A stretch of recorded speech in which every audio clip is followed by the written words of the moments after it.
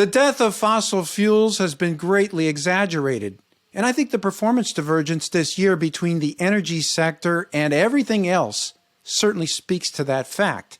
Today's ETF Battle is a head-to-head contest between oil exploration ETFs from Blackrock and Invesco. This is going to be fun, so stick around.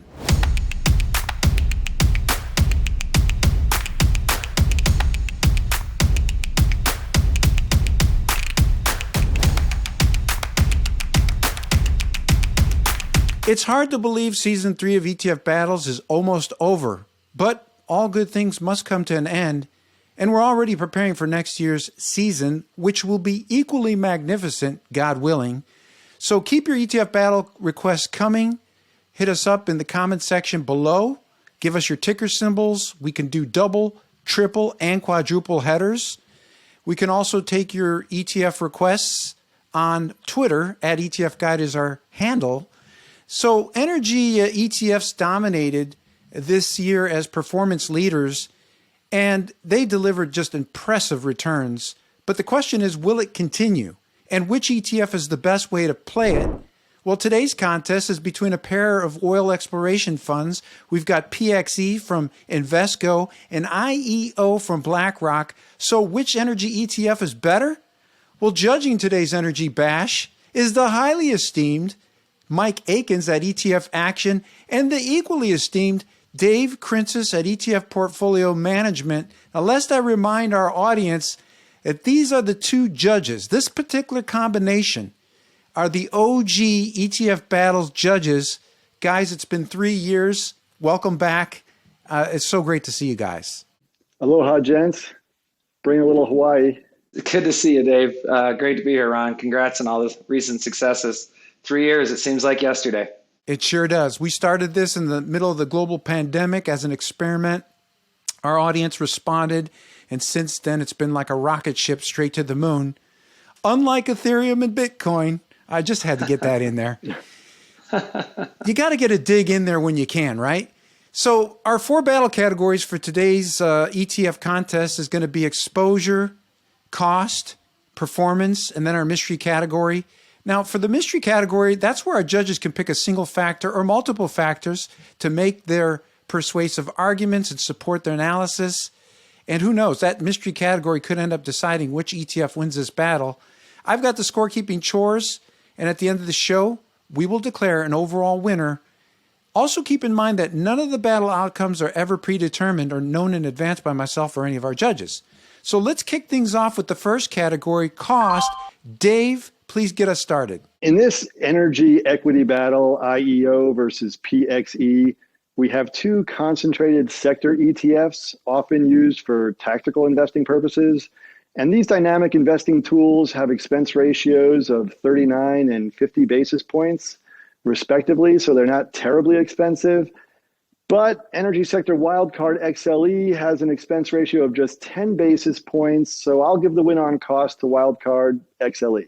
Thank you, Dave. That's a strong start. Mike, you're up next. How do you see it in terms of cost? Yeah, I think, Dave hit the nail on the head as far as a wild card. That was also going to be a discussion of mine. I have a hunch we're going to be on point with that throughout this battle. But on a head-to-head battle, IEO is cheaper, both on management fee and it's a larger fund. They're both viable, both very large products, but IEO is the largest, over $1 billion, and of the two, and it's got much more liquidity. So from a total cost perspective, if you're talking just these 2 products, IEO is the winner.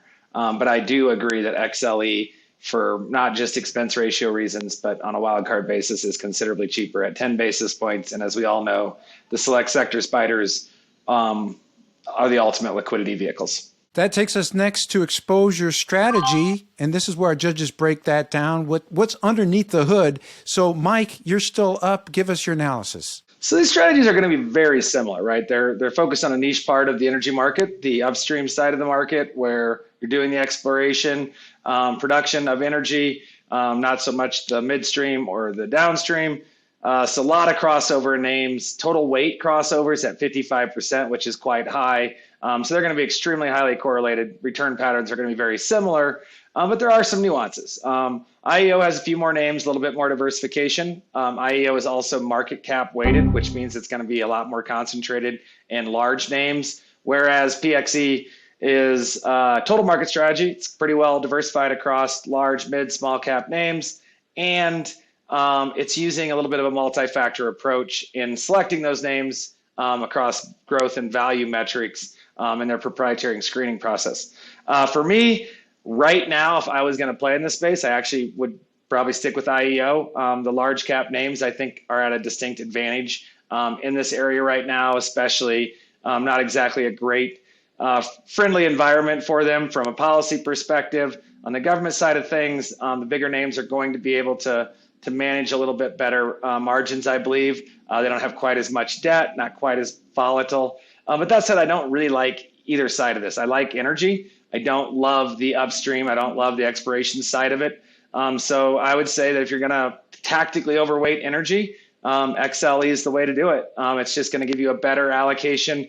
It's going to be weighted to those biggest names that have a distinct advantage in this environment, in this space. From that reason, I would say you don't need to go quite this narrow. If you want to allocate to energy, you can stick a little broader and stick with something like XLE. Perfect. I got you down for XLE, Mike, for your exposure strategy. Dave, you're up next. How do you see it? I love it when Mike and I are on the same page. For exposure, these energy ETFs are somewhat concentrated, as Mike mentioned, and XLE is the most concentrated in the largest companies. And energy can be extremely volatile. So I give the exposure win to wildcard XLE as well in favor of the higher weighted average market cap. That takes us next to performance. And Dave, it's your turn. So give us your analysis. Which of these ETFs stands out? Well, investment performance is always the biggest factor. And energy was just horrible this past decade and finally got moving in 2021.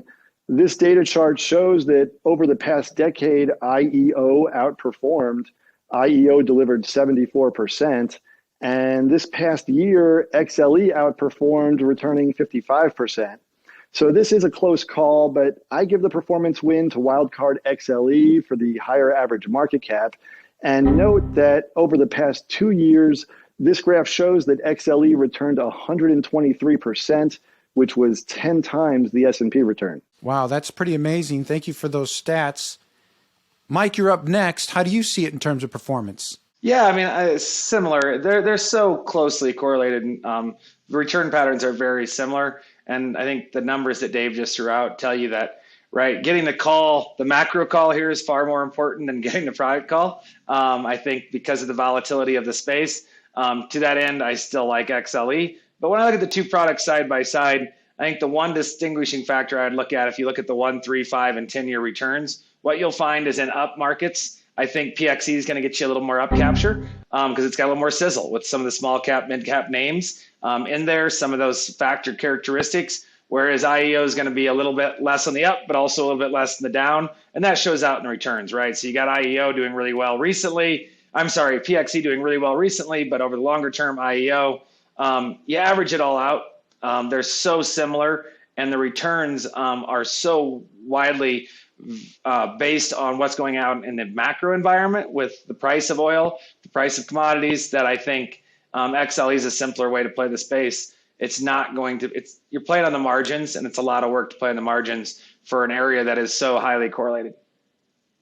So XLE is my winner. Thank you, Mike. That moves us next to the mystery battle category, where our judges can pick a single factor or multiple factors to make their analysis that much more persuasive. So, Mike, what is your mystery battle category, and which of these ETFs wins it? Yeah, I think a little bit is better than nada in this mystery category, in the sense that, if you look back 18 months, 24 months, energy was 2.6% weighting in the S&P 500. Today, it's well over 4%, and that's because of the massive outperformance. And it really draws a light on the importance of being able to use these tactical vehicles to add exposure where things have gotten a little out of whack. And energy obviously was a prime example, being so out of favor for so long, got a little bit of inflation, saw a little bounce in prices and, to the moon. Obviously, we've come back quite a bit recently. But my mystery category is about properly using tactical vehicles. And I think when you see things where, whether it be too much, like technology becoming too much of the S&P 500, or in this case, energy becoming too little, it's potentially an opportunity to start thinking about tactical vehicles, whether it's industry specific or broader sector specific with XLE. My mystery is just more about understanding the sector concentrations. I love to talk sectors, and I think in this particular example, you can get great exposure using XLE for this space. There is times and places for more niche industry ETFs. I'm a big fan of them. These are no different. I just don't like these two right now, so I'm going to stick with XLE. But the bigger lesson or mystery discussion is about how to properly think about understanding your portfolio and utilizing tactical strategies to complement potential opportunities or mitigate potential risks. I like it. Thank you, Mike, for adding the little picture with the big picture and succinctly putting that all together for us. We appreciate that.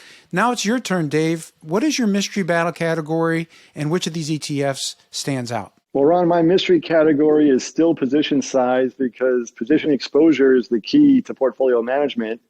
And all three of these energy ETFs could be up to 30% exposure in our tactical strategies.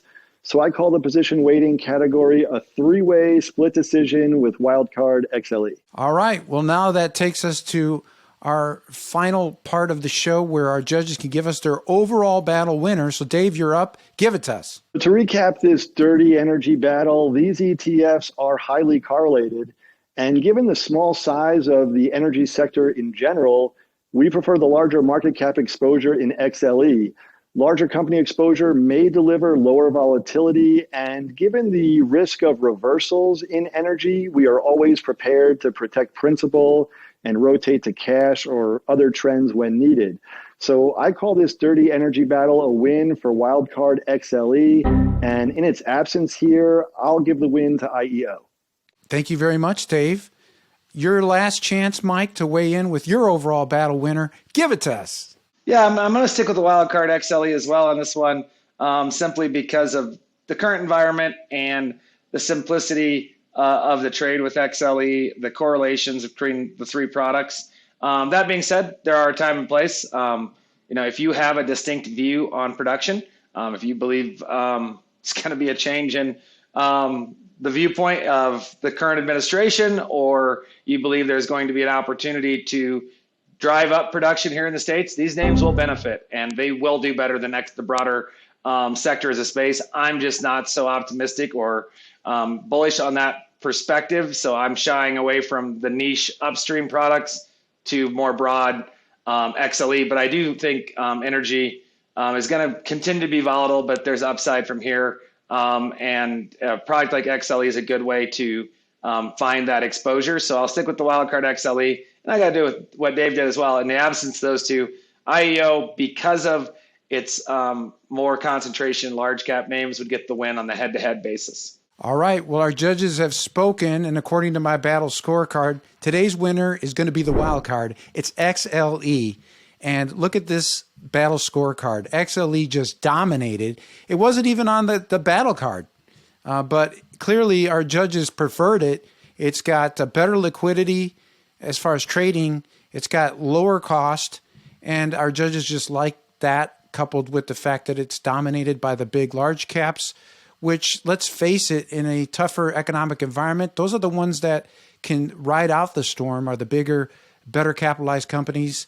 Of course, IEO did get a few votes, but not enough to overcome XLE. And in the end, that's what our judges agreed on. So great job, judges, for breaking down today's energy bash. I didn't think it would go down like this, but it did. And great analysis, and we couldn't have done it without you.